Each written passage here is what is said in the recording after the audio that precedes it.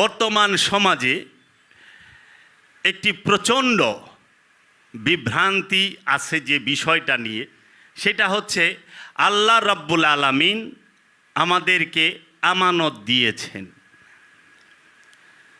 এবং আল্লাহ রাব্বুল আলামিন সূরা মায়েদায় বলতেছে যে কারদান হাসানা, তুমি আমাকে উত্তম কর্জ দাও।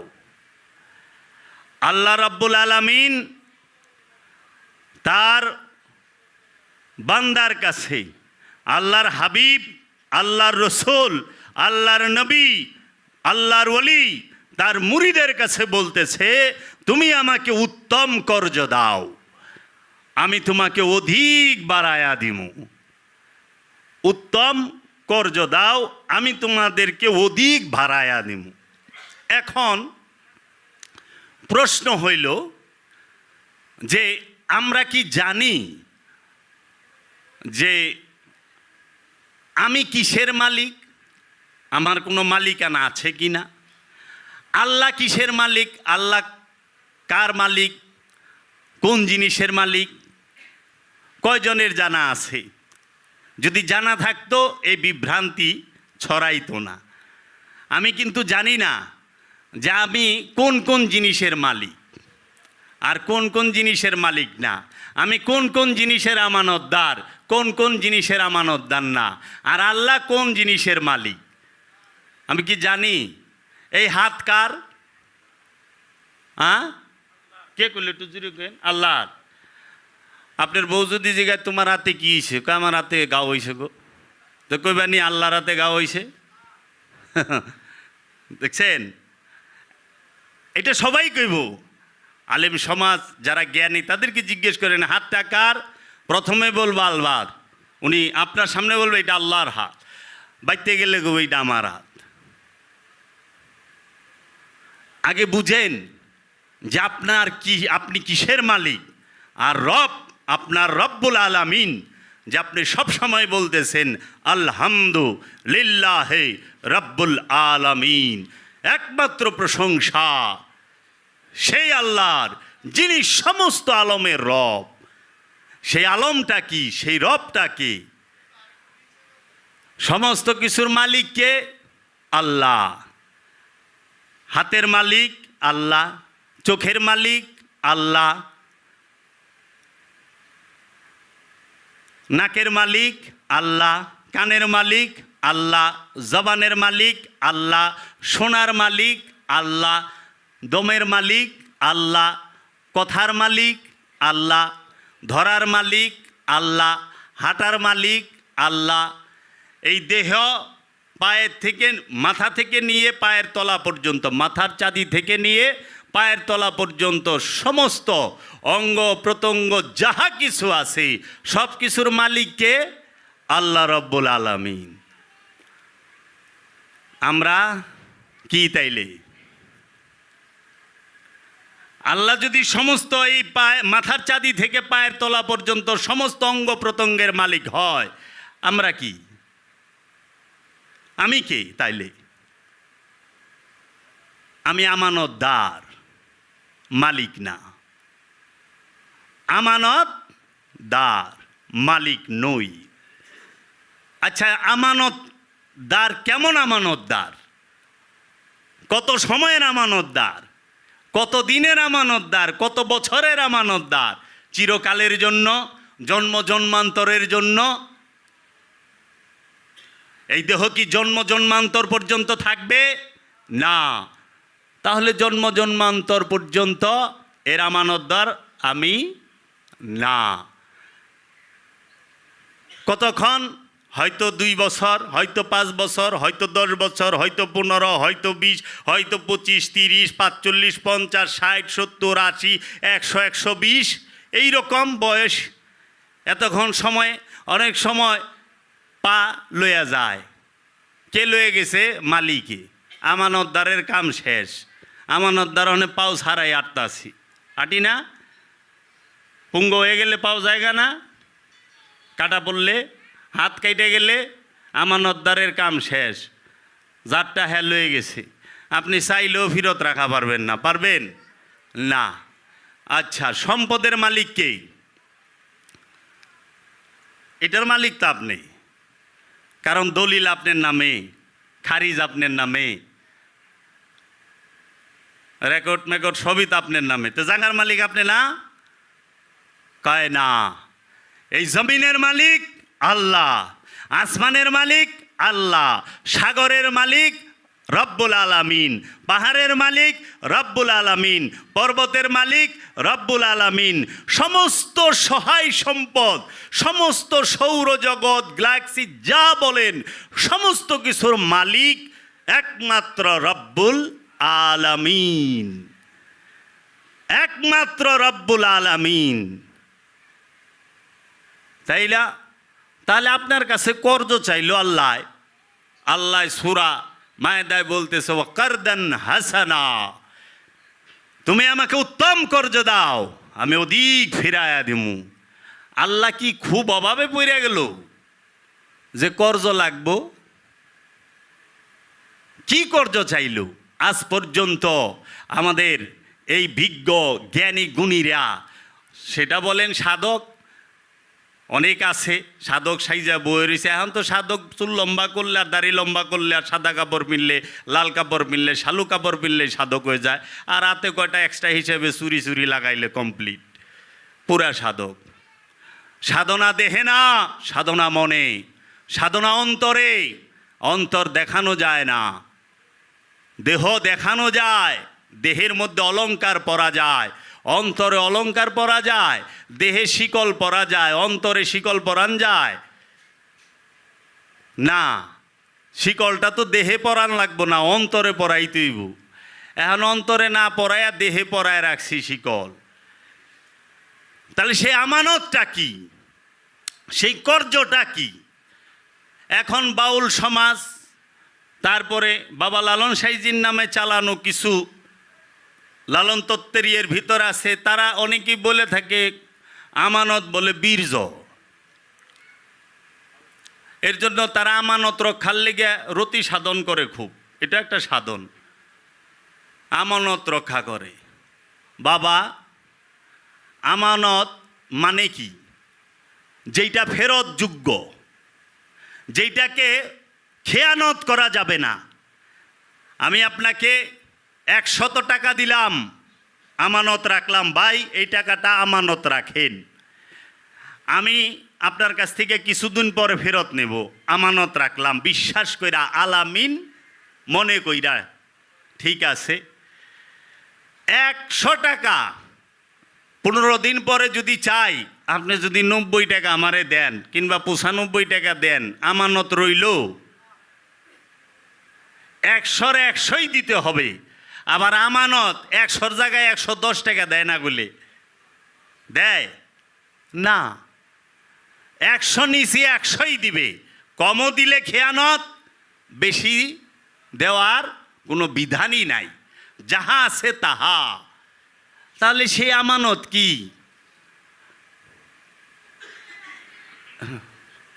এই যে শিশুটা জন্মায়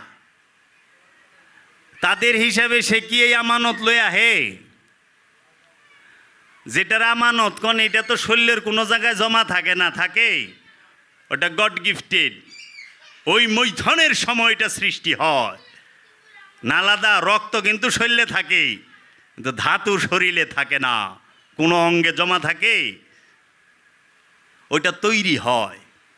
তো যাই হোক, আমি ওই দিকে যাবো না। এই জিনিসটা সম্পূর্ণ ভুল। কারণ আল্লাহ এই আমানত, আল্লাহ এই আমানত সমগ্র সৃষ্টি রাজ্যের মধ্যে যত প্রাণী আছে, যত জীব আছে, এই সমস্ত প্রাণী এবং জীবের মধ্যে শুধুমাত্র 2টি প্রাণীকে, 2টি জীবকে, জিন এবং ইনসান, এই 2 জনকে দান করেছে, আর কাউকে না, আর কাউকে দান করা হয় নাই।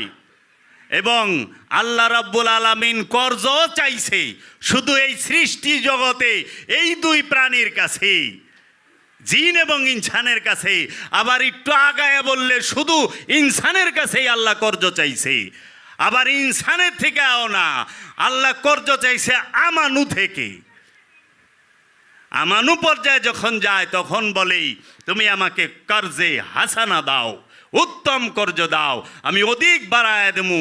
কর্জে বাড়ায় দেওয়ানোর সিস্টেম আছে না, সুদে বাড়ায় দেয়, তাই না? রেবা যেটা আরবিকে বলে, সুদ দিলে সুদে বাড়ায়, লাভে টাকা দিলে লাভে নেয়, তাই না? কর্জ যদি 1000 নিয়ে আপনার থেকে, আপনার তো 1000ই রিটার্ন দিতে হবে না, বেশি দেওয়ার সিস্টেম আছে না। কর্জ দেওয়ার কি একটা সময় নির্দিষ্ট করে দেয়, এই নির্দিষ্ট সময়ের মধ্যে তুমি আমার ফেরত দিও। আবার অনেক সময় না দিয়া বললে মাপসা পোষাই। তাহলে এই কর্জটা কি আর এই আমানতটা কি? আল্লাহ রাব্বুল আলামিন সমস্ত আসমান জমিন সাগর পাহাড় পর্বত যাহা কিছু আছে তৌহিদ রাজ্যে যাহা কিছু আছে সমস্ত কিছুর মালিক আল্লাহ রাব্বুল আলামিন। ইউসাব্বিহু লিল্লাহি মা ফিস সামাওয়াতি ওয়া মা ফিল আরদ। আসমান জমিনে যাহা কিছু আছে, আসমানে এবং পৃথিবীতে যাহা কিছু আছে সমস্ত কিছুই আল্লাহর তাসবিহ পাঠ করে। তার মানে তারা সেজদায় রত, তৌহিদবাসী। কে করে না সেজদা? আমা খালাকতুল জিন্নি ওয়াল ইনসি ইল্লা লিয়াবুদুনি, আমি কি জিন এবং ইনসানকে আমার ইবাদত করার জন্য তৈরি করি নাই? লাকাদ জারানা লি জাহান্নামা কাসীরাম মিনাল জিন্নি ওয়াল ইনসি, আমি অধিকাংশ জিন এবং ইনসানকে, অধিকাংশ, সব না, কুল্লু বলে নাই, অধিকাংশ জিন এবং ইনসানকে জাহান্নামের ইন্ধন দেবার জন্য সৃষ্টি করেছি। কারে? জিনেরে আর ইনসানেরে। এখানে কিন্তু নফসকে বলে নাই। লাকাদ জারানা লি জাহান্নামা কাসীরাম মিনাল জিন্নি ওয়াল ইনসি, এটা বলে নাই মিনাল নফসি ওয়ার রুহি, এটা বলে নাই নফস এবং রুহকে আমি জাহান্নামের ইন্ধন দেবার জন্য তৈরি করেছি, বলে নাই। বলেছে লাকাদ জারানা লি জাহান্নামা কাসীরাম মিনাল জিন্নি ওয়াল ইনসি, জিন এবং ইনসানকে আমি জাহান্নামের ইন্ধন দেবার জন্য তৈরি করেছি। এই জিন আর ইনসান কি জানেন? মৌলানা সাহেবরাত আছে জিনের ব্যবসা ভালো করে, বোতলে বইরা দেয় জিনেরে, তাবিজে বইরা দেয়, চুম্বুক পাহাড় বানায় হালায় জিন দিয়া, আবার জিন দিয়া এইটা আনে ওইটা আনে, জিন দিয়া হারা টেকাও কামায়, বশ করে। আরে জিন তো অনেক বড় জিনিস, একজন ফেরেশতা নাজিল হইলে পরে হযরত আজরাইল মৌলানা সাহেব আল্লাহর পিয়ারা হয়ে যায়। আল্লাহ রাব্বুল আলামিন আমার একজন জিজ্ঞাসা বলেছে, এই যে মৌলভী সাহেবরা যে কয় যে রসুল আমাদের মতোই মানুষ, নাউজুবিল্লাহি মিন জালিক, উনি তো আমাদের মতোই মানুষ। আবার অনেক মৌলানা সাহেব তো এও কইছে হ্যাঁ ডিগ্রি নাই, আমাকেও ডিগ্রি আছে। তো রসুল আর মৌলানা সাহেবের মধ্যে পার্থক্য কি? তাই আমি কইলাম একটাই পার্থক্য, রসুল সাল্লাল্লাহু আলাইহি সাল্লাম মেরাজে গেছে, 27 বছর থাইকা তারপরে আইছে। আর মৌলানা সাহেব যদি একবার আল্লাহর কাছে যায়, হে আর ফিরত আহে না, ইন্না লিল্লাহি যায়, আহে ফিরত। আজ পর্যন্ত দেখছেন কেউ রে ফিরত আইতে যে উনি আল্লাহর কাছে গিয়েছিল মৌলানা সাহেবরে ফিরত আইছে? না। 23 বছর পর্যন্ত কোরআন নাজিল হইছে। 23 বছরে 23,000 বার বলে কমপক্ষে যে ফেরেশতা নাজিল হয়েছে, জিবরাইল। তাও আল্লাহর হাবিবের কিচ্ছু হয় না, আল্লাহর রসুলের কিচ্ছু হয় নাই, সমস্ত রসুলের কাছেই আসছে। আবার যখন রু নাজিল হয় সমস্ত ফেরেশতারা এই নফসের মধ্যে, রুহের আগে নাজিল হয় রুহের সাথে, তাও না। আর হের উপরে একজন ফেরেশতা নাজিল হয়েছে হযরত আজরাইল, হ্যাঁ টিকিট কেটে বইছে, ইন্না লিল্লাহি ওয়া ইন্না ইলাইহি রাজিউন। মৌলানা সাহেব চলে গেছেন। একটু লিমিট রাখেন যে কোথায় বলি কি বলি। কর্জে হাসানা, উত্তম কর্জ, উত্তম হাসানা মানে উত্তম। সেই উত্তম কার্যটা কি? আল্লাহ বলল তুমি উত্তম কার্য দাও, আমি অধিক বাড়ায়া দেবো। আবার বলতাছে আল্লাহ রাব্বুল আলামিন, আমি যে তোমাকে আমানত দিছি সে আমানতের খেয়ানত কইরো না, জুলুম কইরো না।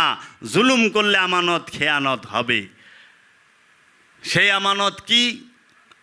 বাউল সাহেবরা একবার ওয়াশ টোয়াশ কইরা বইরা ভালাইছে বীর্য না। কেমনে না? সারা সৃষ্টি জগতে যত প্রাণী আছে, স্থলচর জলচর আকাশচর, কম বেশি সবারই তো বীর্য আছে, আছে না? তাদের সন্তান সন্ততির মিলনের মাধ্যমেই হয়। কুকুরের বীর্য আছে, পশুর আছে,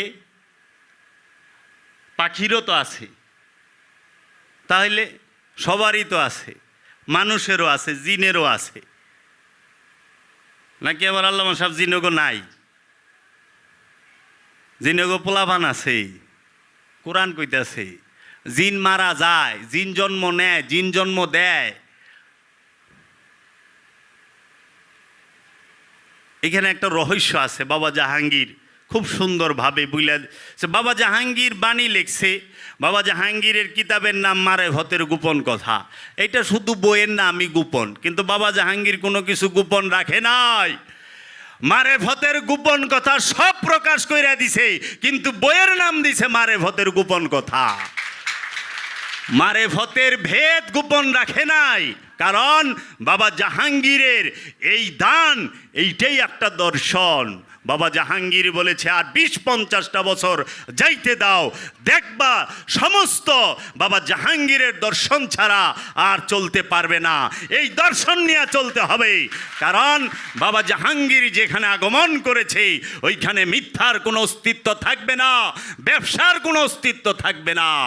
ফকিরি ব্যবসা না, ফকিরি মহব্বত, ফকিরি প্রেম, ফকিরি নিঃস্ব হয়ে যাওয়া। ফকিরি মানেই নিঃস্ব হয়ে যাওয়া। कि जबा से कभी उफ ना करना, चाहे मैं बर्बाद हो जाना। ये शान बाबा जहांगीर बोलते जबा से कभी उफ ना करना, चाहूं मैं बर्बाद हो जाना। ये शान, ये शान, ये सादे, এই শানে नहीं, ये शाने साधना बेसाद हो जाना। जी, साध से नासाद हो जाना। জবান দিয়া কখনো শব্দ করো না, চাহে বরবাদ হয়ে যাও। তোমার মুর্শিদের সামনে তুমি যখন দাঁড়াইবা তখন দেখলেই সে বুঝবো তুমি বরবাদ হয়ে গেছো। সমস্ত স্বাদ নেওয়ার পরে, সমস্ত স্বাদ পাওয়ার পরে সে বেস্বাদ হয়ে বয়ে রয়েছে, যে সে কোনো স্বাদই পায় নাই। আল্লাহর ওলিরা দুঃখ, কষ্ট, বেদনা, সুখ, আনন্দ সমস্ত কিছু নিজের মধ্যে ধারণ করে। এই ধারণ করার পরেই সে বেস্বাদ হয়ে যায়। সমস্ত স্বাদ নেওয়ার পরে বেস্বাদ হওয়া যায়। যেই পর্যন্ত আপনার স্বাদ নেওয়া বাকি রয়েছে আপনি বেস্বাদ হইতে পারেন নাই, কারণ আপনি দুঃখ সইতে জানেন না। দুঃখ কষ্ট সইতে জানেন? দুঃখে পড়লে, কষ্টে পড়লে পীরের কাছে শিকার পারেন, বাবায় চায়া থাকে। আর এইটার স্বাদটাও নিতে হবে, কারণ তুমি সব স্বাদ গ্রহণ করো। সমস্ত স্বাদ গ্রহণের পরে তুমি টের পাইবা যে এখনো কিছু বাকি আছে। এইটাই শেষ না, এইটাই শেষ না, আরও কিছু বাকি আছে। এর জন্য বাবা বলেছে ভোগে মুক্তি নাই, মুক্তিতে ভোগ নাই, মুক্তি হচ্ছে ভোগের ঊর্ধ্বে। এর জন্য দুঃখ ভোগ, সুখ ভোগ, জান্নাত ভোগ, জাহান্নাম ভোগ, এই দুই ভোগের মধ্যে মুক্তি নাই, ভোগের ঊর্ধ্বে মুক্তি। এর জন্য তুমি দুইটাই ভোগ করো, দুঃখ ভোগ করো, সুখ ভোগ করো। ভোগ করার পরে টের পাইবা খোদার দিদার, নফসের দিদার এইখানে নয়, নফসের দিদার এই ভোগের ঊর্ধ্বে, ঊর্ধ্বে রবের দিদার ভোগের ঊর্ধ্বে। এর জন্য লামাকানে জান্নাত জাহান্নাম থাকে না। জান্নাত জাহান্নামের অবস্থান সিদরাতুল মুনতাহার ভেতরেই। সিদরাতুল মুনতাহার পরে জান্নাত আর জাহান্নামের কোনো স্থান নাই। ওইখানে শুধু রব্বুল আলামিন থাকেই। ওইটা রবের রাজ্য, লামাকান। ওইখানে যাও, ওখানে স্বাদ নাই। এর জন্য বলছি কি, আল্লাহর রাজ্যে লামাকানে, প্রেমের রাজ্যে ভালাইবি নিস্ত বুড়াইবি নিস্ত। রবের রাজ্যে ভালো মন্দের কোনো স্থানই নাই, প্রেমের রাজ্যে ভালো মন্দের কোনো স্থানই নাই। ভালো মন্দের ঊর্ধ্বে হচ্ছে প্রেম, ভালো মন্দের ঊর্ধ্বে হচ্ছে রবের রাজ্য। কারণ ভালো মন্দের অবস্থান হচ্ছে সিদরাতুল মুনতাহার ভেতরে। সিদরাতুল মুনতাহার বাহিরে ভালো মন্দের কোনো স্থান নাই। সিদরাতুল মুনতাহার বাহিরে ফেরেশতা যাইতে পারে না। সিদরাতুল মুনতাহার বাহিরে অপবিত্র নফস যাইতে পারে না। সিদরাতুল মুনতাহার বাহিরে শয়তান রূপী খান্নাসও যাইতে পারে না। একমাত্র সিদরাতুল মুনতাহার ঊর্ধ্বে যদি যায়, সেইটা খোদাই যায়। খোদাই খোদার দিদার লাভ করে, মানুষ দিদার লাভ করে না। আল্লামা জালালউদ্দিন রুমি বলেছে, জব তক খুদ হ্যায় তব তক খোদা নেহি, আর জব খোদা হ্যায় তব তক খুদ হি নেহি, খুদ নেহি। যেই পর্যন্ত তুমি আমি আছে, ওই পর্যন্ত আল্লাহ নাই। আর যখন আল্লাহ আছে, তখন আর আমি নাই, আমি শেষ। এই তাহলে এই কর্জে হাসানা, এই উত্তম কর্জ, এই আমানত, সেটা কি? দেহ আপনার না, দেহ তৌহিদে বাস করে, দেহ মুসলমান, দেহ আল্লাহর হুকুমে নড়াচড়া করে। নফস সে কি? সেও মুসলমান, নফসও মুসলমান, নফস সেও মুসলমান। বাবা জাহাঙ্গীর বলতেছে, আমি বাবা জাহাঙ্গীরের বাণীর বাহিরে কথা বলি না, কিন্তু আমার জানা নাই আপনার দৌরত্ব ওই পর্যন্ত নাই। এর জন্য আপনি হয়তো বলতে পারেন যে না না, বাবা জাহাঙ্গীর বলে নাই। আমি আমার মুর্শেদের আস্তানায় দাঁড়ায় বলতেছি, আসবেন, আমি যদি দলিল দিয়া, বইয়ের প্রমাণ দিয়া, কিতাবের পৃষ্ঠা নাম্বার দিয়ে দেখাইতে না পারি, তখন আপনি যেটা বলবেন আমি সেইটা মেনে নেব। আমার বুকে সেই সৎ সাহস আছে, আমার সেই সৎ সাহস আছে। হয়তো আপনার কাছে ধরা পড়ে নাই। আল্লাহ বলে আমি সব জায়গায় আছি। সবাই কি আল্লাহরে দেখে? জীবকে শিব হইতে হয়, সবাই জীব হইয়া জন্মায়। আল্লাহর হুকুম, রবের হুকুম, শিবের হুকুম, জীব হইয়া জন্মাইছ, এখন শিবের গুণে গুণান্বিত হও, জীব থেকে শিব হও। আবার কোরআনে বলতাছে কি, মানুষ হইয়া জন্মাইছ, কিন্তু রবের গুণে গুণান্বিত হও। সিবগাত আল্লাহি সিবগাত। কে আছে খোদার রঙে রঙিন হতে চায়? কে আছে খোদার রঙে রঙিন হবে? খোদার রং কি? অনেকে তো কলবের রঙে লাল বানায়, কেউ রুহের রং কালা বানায়, বেকুব। তা আবার বড় বড় পিসাবরা 30 লাখ 40 লাখ মুরিদের। আমি অহংকার করি, আমি এখনই অহংকার করলাম। আমি বাবা জাহাঙ্গীর থেকে শিখি, সমস্ত পীরদেরকে আমি শিখাই। চ্যালেঞ্জ দিয়ে বললাম, যদি কারো ক্ষমতা থাকে আসবে বাবা জাহাঙ্গীরের এইখানে, বাবা জাহাঙ্গীরের দয়া নিয়া দেখিয়ে দেব আপনি কোথায় আছেন। কি শিখান, কি শিখান আপনি? কলবের রং কন, রুহের রং কন? রুহের রং আছে রে। সবাব রঙিন ইরাম রঙিন, सिर से पाँव तक सब ही रंगीन है। इब्लिस रंगीन है, खुदा भी रंगीन है, জাহাঙ্গীর वो भी रंगीन है। সাদা কালোর মধ্যে দুই কালার থাকে, সাদা আর কালা। সাদা কালোর মধ্যে দুই রং থাকে, সাদা আর কালা। আর রঙিনের মধ্যে সব থাকে, সমস্ত কালার একখানে হইলে বলে রঙিন। সব কালার যখন একখানে, তখন বলে রঙিন। রব্বুল আলামিনের কাছে সমস্ত রং আছে। সে রহিম, সে রহমান, সে সত্তার, সে গফ্ফার, সে জুল জালাল, সে করিম, সে জব্বার, সে হাইয়ুম, সে কাইয়ুম। সব রং আছে না রবের কাছে? সব গুণ আছে। এর জন্য রব রঙিন। আল্লাহর ওলিরা রঙিন, সাদা কালা না।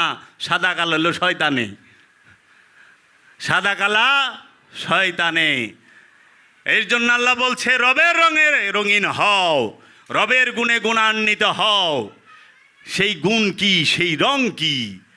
তো কাজী আমরা সত্য থেকে অনেক দূরে চলে গেছি।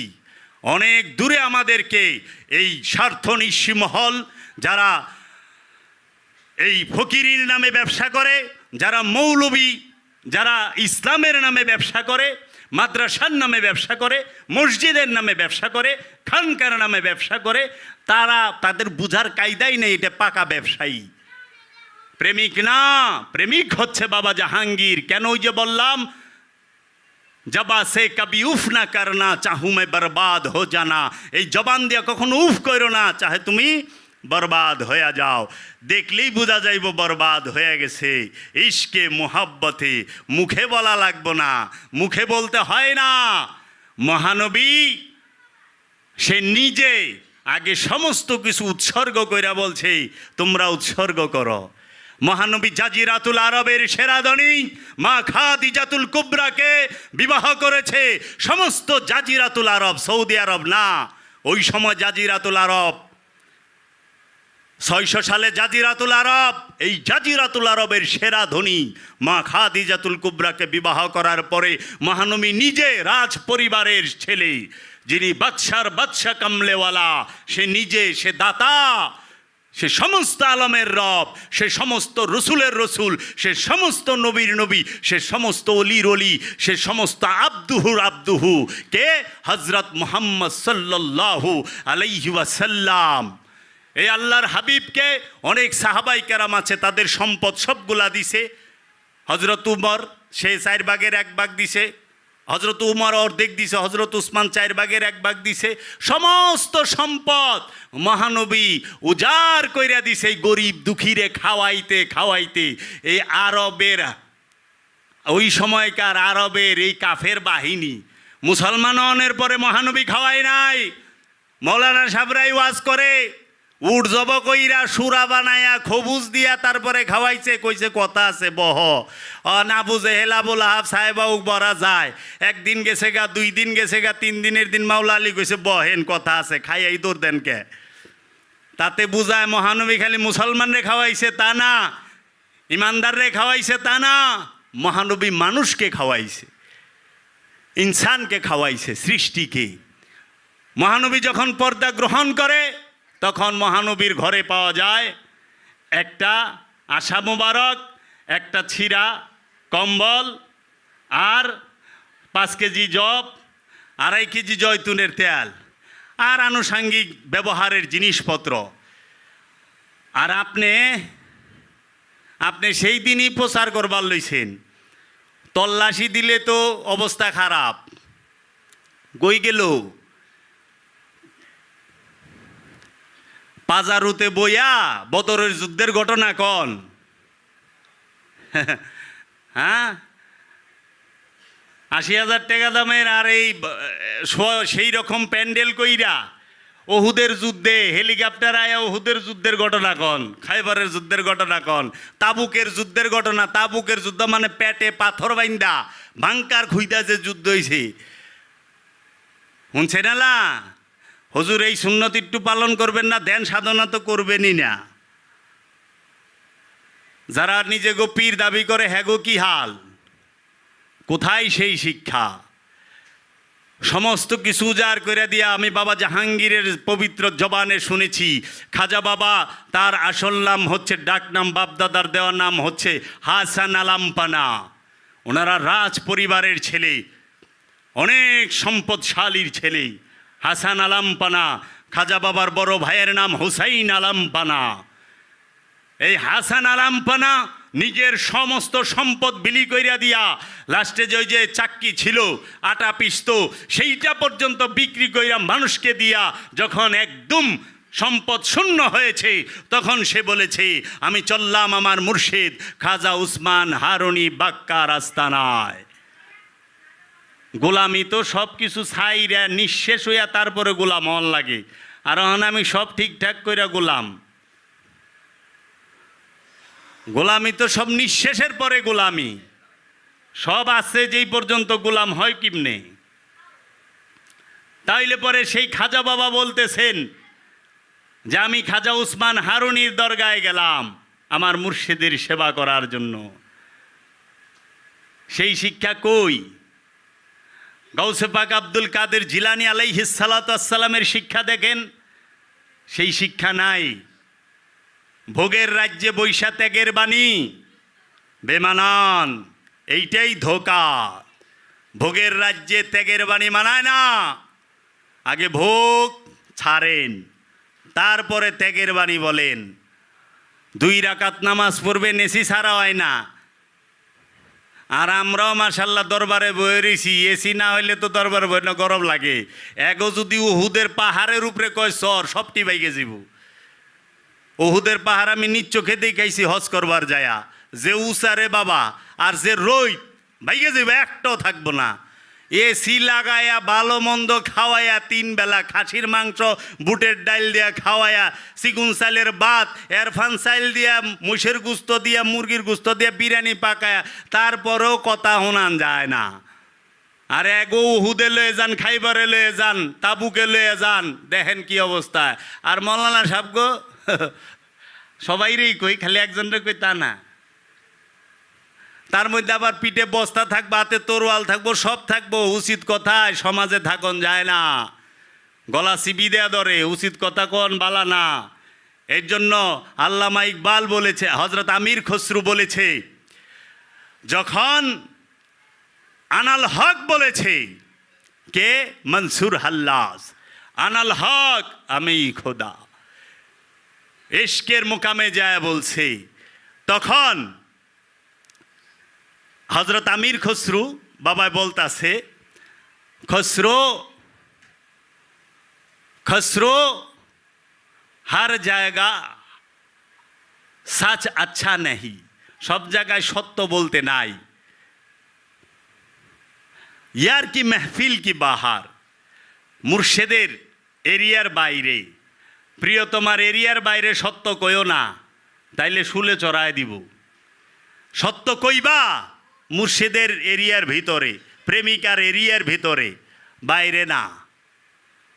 এখন মুর্শিদের এরিয়ার ভিতরে কইতে কইতে সত্য এখন মিথ্যাই সত্য হয়ে দাঁড়ায় গেছে। এখন বলি আমানতটা কি, কর্জে হাসানা কি? এই নফসের মালিক আপনি নন, আল্লাহ রব্বুল আলামিন। এই দেহের মালিক আপনি নন, রব্বুল আলামিন। আপনাকে শুধু একটা জিনিসের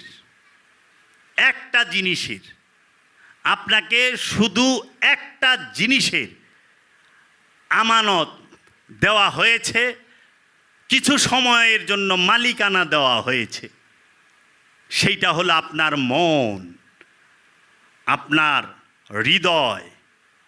এই আপনার মনের মালিক শুধু আপনি, যেটাকে আমরা কোরআনের ভাষায় বলি আমিত্ব, ইচ্ছা, প্রবৃত্তি।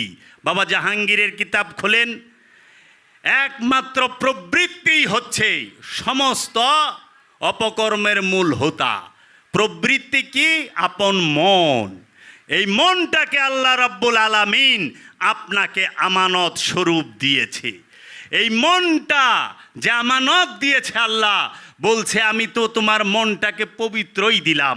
এইখানে যাই যে আমার বাচ্চাটা, ওর মনটা এখন পবিত্র, ওর মনে কোনো হিংসা নাই, ঘৃণা নাই, নিন্দা নাই, চুগলখড়ি নাই, লোভ নাই, কাম নাই, ক্রোধ নাই। প্রতিটা শিশুর বাচ্চার, এর জন্য আল্লাহর হাবিব বলেছে প্রতিটা শিশুই হচ্ছে মুসলমান।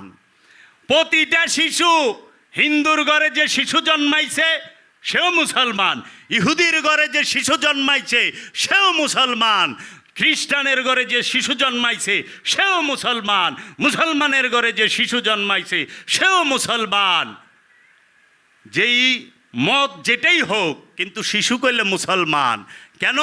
ওই শিশুর মধ্যে মুসলমান কাকে বলে? আত্মসমর্পণকারী, খান্নাস মুক্ত নফস, সেই মুসলমান, সেই তৌহিদ রাজ্যে থাকে। এই মুসলমান, এই শিশু, সে কি? তার মন পবিত্র, তার কইলে ইচ্ছা আছে, খাইব না, ইচ্ছা করলে আছে, কিন্তু হিংসা নাই। ইচ্ছা থাকলেই যে হিংসা থাকবো এটা কোনো কথা না। কিন্তু সৃষ্টি রাজ্যে কোনো জীবকে, কোনো প্রাণীকে মন দেওয়া হয় নাই, সবাইকে নফস দেওয়া হয়েছে। প্রতিটা প্রাণী নফসের মালিক, কিন্তু মাত্র দুইটা প্রাণী মনের মালিক, জিন আর ইনসান। প্রতিটা প্রাণী, জীব, প্রতিটা পশু, প্রতিটা পাখি, সবাই প্রাণের মালিক, কিন্তু মনের না। আবার পশু পাখি এবং জলচর এদের মধ্যে বীর্যও আছে, কিন্তু মন নাই। তাহলে বীর্য যদি আমানত হইতো, তাহলে কুত্তায় আমানতদার। কুত্তায় আমানত দিছে, মহিষেরে দিছে, গরু ছাগল ভেড়া বকরি সবাইরে দিছে, তিমি মাছেরে দিছে। তিমি মাছে বাচ্চা দেয় নীল তিমিতে, কারণ কান আছে। বাবা জাহাঙ্গীর বলেছে যেই প্রাণীর কান আছে সে বাচ্চা দিব, আর যার কান নাই হ্যাঁ আন্ডা দিব, ডিম দিব। এজন্য নীল তিমি পানিতে থাকলেও সে বাচ্চা দেয়, ডিম দেয় না, কান আছে। অনেক জিনিসই বাবা জাহাঙ্গীর বলতো। তো কাজেই এই মন, এইটাকে বলছে কর্জে হাসানা দাও, আমাকে উত্তম কর্জ দাও। আমি ঋণ চাইছি, কারণ সমস্ত কিছুর মালিকই তো আল্লাহ। আপনার যে টাকা, সেই টাকার মালিক আপনার রব। আপনার যে দেহ, সেই দেহের মালিক আপনার রব। আপনার যে সন্তান, সেই সন্তানের মালিক আপনার রব। আপনার যে সংসার, সেই সংসারের মালিক আপনার রব। সমস্ত কিছুর মালিক আল্লাহ রাব্বুল আলামিন। শুধু আপনার এই মনটা সে কি করছে? ব্যক্তি স্বাধীনতা দিছে, স্বাধীনতা দিছে, তোরে স্বাধীনতা দিয়া দিলাম, এটা তোর উপরে ছাইরা দিলাম। ইচ্ছা হইলে তুই কর, ইচ্ছা না হইলে করিস না। ভালো দিলাম, মন্দ দিলাম, তোর ইচ্ছা, তুই কোনটা গ্রহণ করস। ভালোটা করস না মন্দটা করস, ভালোটা করস না মন্দটা করস। এর জন্য বলছে তুই আমারে তোর মনটা দিয়ে দে, আমি তোর অধিক বাড়ায় দেবো। কি? আমার সাথে তোর মনের সংযোগ, যোগাযোগ করায় দেবো। সমস্ত জগৎ তুই চোখের পলকে দেখবি। তোর মনটাকে আমি রবের সাথে সংযোগ এবং যোগাযোগ কইরা দে। তখন তুই ওই যে বলে না চোখের পলকে সব দেখে, কারণ আল্লাহর ওলির মন তার রবের সাথে সংযোগ এবং যোগাযোগ হয়ে গেছে। রব যদি সব দেখে, সেও সব দেখে। আল্লাহর নবীরা সব দেখে, আল্লাহর রসুল্লাহ সব দেখে। এইখানে এখন আমি কি করতাছি? আমরা টাকা আমানত মনে করতাছি, ব্যবসা আমানত মনে করতাছি, ঘর বাড়ি জায়গা সম্পত্তি আমানত মনে করতাছি। আচ্ছা বাবারে, পীরে রে টাকা দিমু,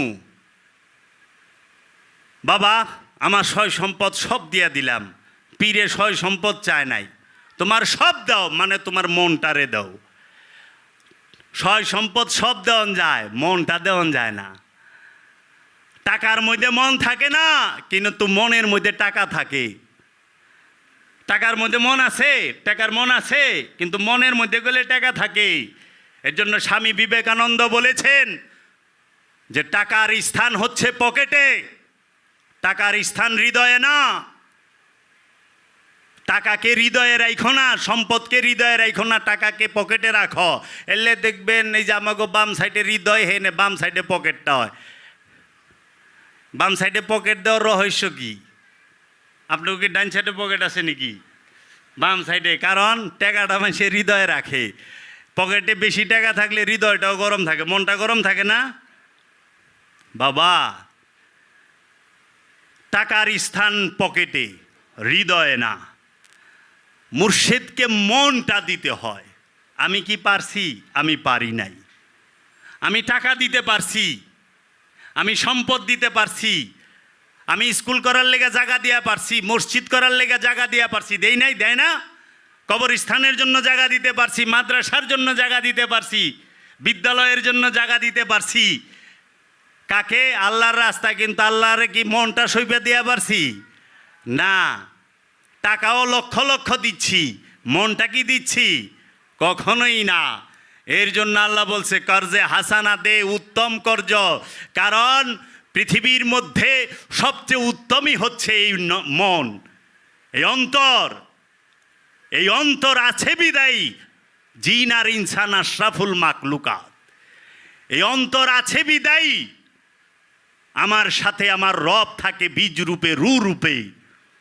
নফসের মধ্যে, নফসের সাথে মন আছে, আর মনের সাথে, এই নফসের সাথেই, নফসের নিকটেই রব থাকে।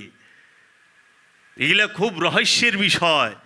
মন যখন অপকর্ম করে, মন যখন আহরণ করে, ভোগে লিপ্ত হয়ে যায়, তখনই তো সে শয়তানে পরিণত হয়ে যায়, ইবলিশে পরিণত হয়ে যায়। কারণ অহংকার মনে করে, অহংকার মনে করে। আর যে অহংকার, যে মন অহংকার করে সে হয় ইবলিশ। ওয়াসওয়াসা মনে দেয় কারে? নফসেরে, প্রাণেরে। মনে ওয়াসওয়াসা দেয় কারে? প্রাণেরে। মন আর প্রাণ এক না। এর জন্য বাবা জাহাঙ্গীর বলায়, তুই ক আমার সাথে, আমি মনে প্রাণে বাবা জাহাঙ্গীরের কাছে মুরিদ হইলাম। 3 বার কওয়ায় কি রে? মন আর প্রাণ এক না, আলাদা। মন হচ্ছে শয়তানের অপর নামই, অপরিষ্কার মনের নামই হচ্ছে শয়তান, কুলুষিত মনের নামই হচ্ছে শয়তান, অহংকারী মনের নামই ইবলিশ। ওয়াসওয়াসা দেওয়া যে মন, তাকে বলা হয় শয়তান। যে মন সব সময় সম্পদ জমা করে তাকে বলা হয় মরদুদ। আর যে মন সব সময় কামনায় লিপ্ত থাকে, কামনায় ভরপুর থাকে, সেই মনটাকে বলা হয় খান্নাস। এখন আপনি জিজ্ঞেস করেন আপনাকে, ও প্রাণ, তোমার মধ্যে যে যে মন আছে সে কি কামনা যুক্ত না কামনা মুক্ত?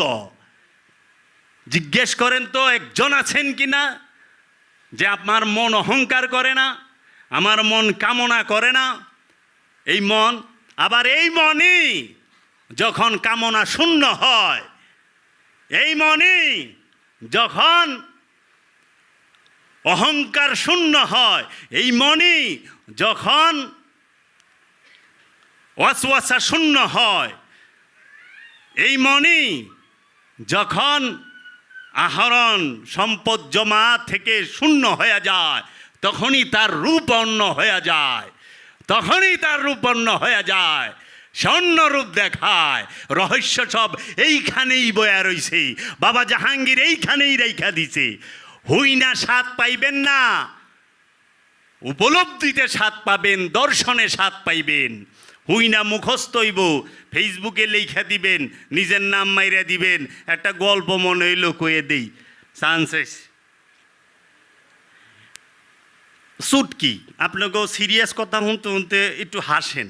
হ্যাঁ, আমেরিকা বলে, আমি একটা গল্প শুনছি আপনাকে সামনে। আমেরিকায় তারা তো প্রযুক্তির সবচেয়ে শীর্ষে। তারা এমন এক তার বানাইছে যে তারটা খুবই চিকন, অনেক চিকন, চোখে দেখা যায়। তো সেইটা জার্মানিতে পাঠাইছে যে দেখ আমরা কি বানায় পারি, দেখ তোরা যে আমাদের টেকনোলজি, আমাদের মেধা, আমাদের বুদ্ধি কত ঊর্ধ্বে। তো জার্মান দেখে অবাক হয়ে গেছে, এত চিকুন তার কেমনে বানাইলো। এ খুব ডেঞ্জারাস জিনিস। জার্মান অনেক গবেষণা কইরা কয় অবাক করে দেই, হে তারের ভিতর দা জার্মান করছে কি একটা ছেদ করে দিছে, ছিদ্র করে দিছে পুরা তারের ভিতর দেয়।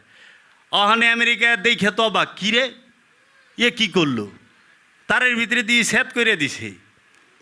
তখন জার্মানিরা করলো যে আমাকে থেকে মাথালা ওখানে কয় যে চাই না, তো চীনে পাঠাই দিই, দেখ আমরা কি করছি। মানে চীন দেখেও তো অবাক, এত চিকুন তার বানাইছে, আবার তার ভিতর দিয়ে ছেদ বানাইছে জার্মানি, কি একটা অবস্থা। তা আমরা কি করতে পারি? হেরা গবেষণা কইরা কয় কি আমরা তারের ভিতর দিয়ে একটা থ্রেড বানাই দিই, পেঁচ কইরা দিই। হেরা পেঁচ কইরা দিছে, অনইটা বাংলাদেশে পাঠাইছে যে তোরা তো সুরের দেশ, আর সুর দিয়া বুঝাই নকলের কারখানা, তোরা দেখ কি আমরা কি বানায় পারি, কিছু হিক। তখন যা বাঙালির যারা নাকি জিঞ্জিরার আছে এরা খুব গবেষণা কইরা দেখলো যে কি করণ যায়, ওগো তাক লাগাই দিতে। ওরা অনেক গবেষণা কইরা খুঁজা খাইজা দেখে যে মেড ইন লাগায় নাই। বাঙালি করছে কোনে মেড ইন বাংলাদেশ লাগাই দিছে। ওয়া দেখা চায়না অবাক হইছে, জার্মানি অবাক হইছে, আমেরিকা অবাক হয়ে গেছে। শালা করছে কি, আমরা এত কষ্ট কইরা গবেষণা করে জিনিস বানাইলাম, আরে বাঙালি হাদি মেড ইন বাংলাদেশ লাগাই দিছে। ওখানে ফকিরির মধ্যে এইটা হইতাছে বাণী বাবা জাহাঙ্গীরের অনেক পীর সাহেবে মেড ইন বাংলাদেশ কে লাগাই দেয়।